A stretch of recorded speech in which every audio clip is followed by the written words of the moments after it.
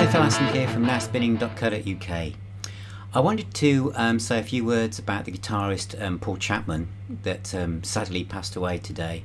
And this is an album that I've been wanting to talk a little bit about for a while, so this seems the perfect opportunity. And that album is UFO, The Wild, Willing and the Innocent from 1981. This is the UFO album that I play the most.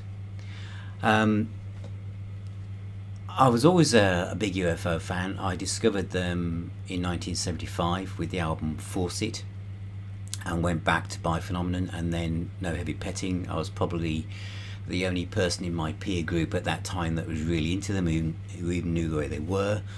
And you've probably already seen on the Now Spinning website, I've done a feature on the Lights Out album.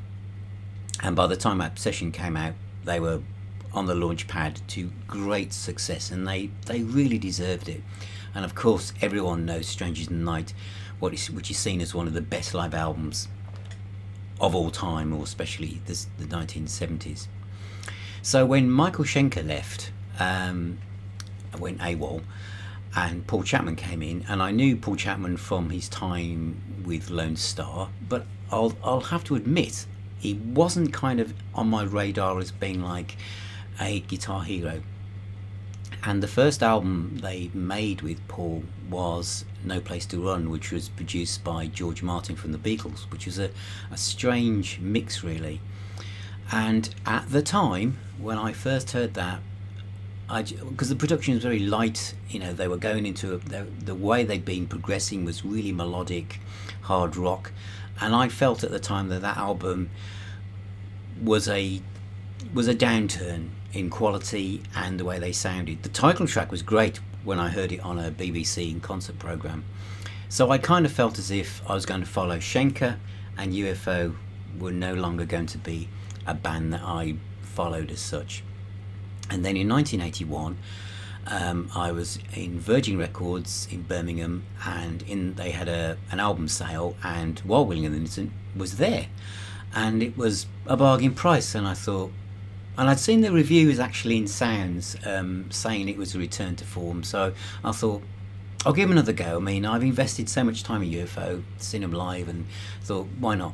So I went home and wasn't expecting much really, and placed the needle down, and this appeared.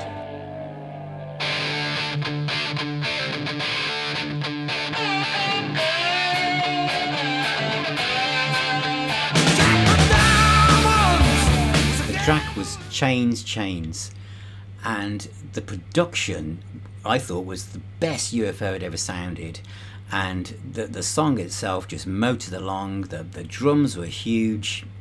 Maybe you suddenly realised what a great drummer Andy Parker was and is, and I just loved it. And then it got better and better. Each track that came forward was better than the one before it. The next one up was Long Gone, and there's something about him. Maybe some of you will agree that although I always thought that Phil Mogg was a great frontman and he had a good voice, I think on this album he became the full package. His songwriting, his observations of life. He was always maybe been listening to a bit of Bruce Springsteen or Southside Johnny, but he kind of like the lyrics were observational about life on the street or life at that time. His phrasing, the passion in his voice. I mean, I know you hear these stories that he didn't write the lyrics until the last minute, but it sounds so well structured, and the songs just fit. They just fit together so well. The driving force of, you know, Pete Way, Paul Raymond, and of course Paul Chapman.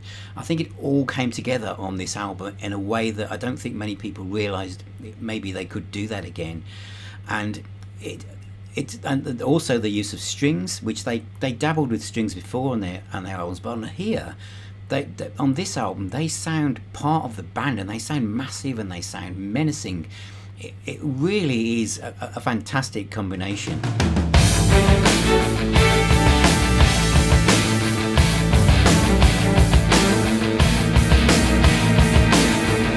I just think that is genius. And then we move on to side 2. Imagine now, at the time I was just thinking, oh my god, this is probably one of the best UFO albums I've heard for years. And it starts with a track called Making Moves. Now listen to this riff.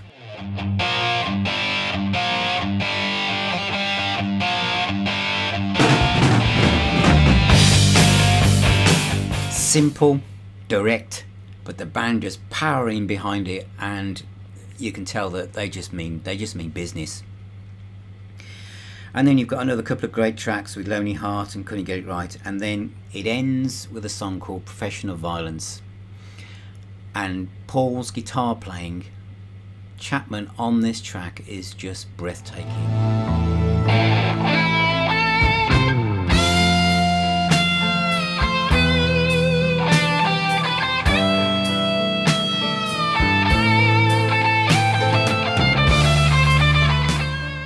So that was my feelings on the vinyl album, and I played it for the next few decades on a regular basis. It is the album by UFO that to this day I play the most. Now the version to get, I feel, is the remaster from a few years ago, which was done in conjunction with Rock Candy, and this is it here.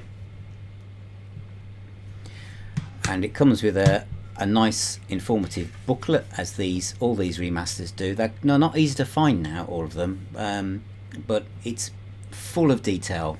It's full of press cuttings from the time, from sounds, Melody Maker, Kerrang, obviously, and it really does give an absolute good insight. Lots of memorabilia based on the album, lots of little photos and stuff. And as I say, done in conjunction with Rock Candy. There are a couple of live tracks. In fact, there's 3 at the end. The quality of those isn't brilliant, but this is the version I would recommend to get. If you starting out UFO, this isn't a bad place to start. You don't have to start with the Schenker stuff, which is great, but this is a classic rock album, and UFO at this point were just on top of the world. Thank you.